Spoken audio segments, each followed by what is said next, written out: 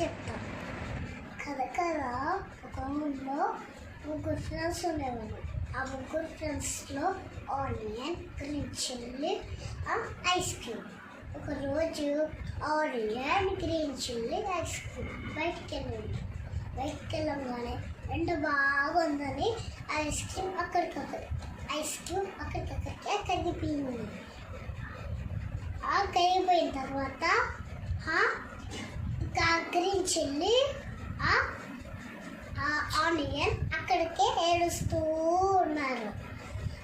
కొంచెం దూరం వెళ్ళిన తర్వాత స్విమ్మింగ్ పూల్ దొరికింది. అక్కడ నీట్గా స్నానం చేసుకొని వచ్చి తెచ్చుకోగానే ఇంకా కోడి వచ్చి గ్రీన్ చిల్లీని బజ్జీలో వేసేస్తాడు.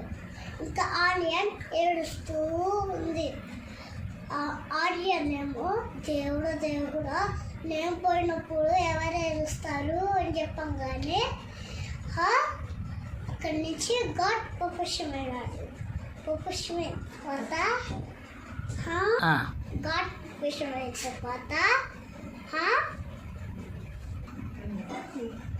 ఎవరైనా ఉల్లిపాయ కట్ చేసినప్పుడు వాడు మీరు చూసినప్పుడు ఏడుస్తాడు. ఓకేనా అని ఆనియన్ ఏమో వెళ్ళిపోయింది.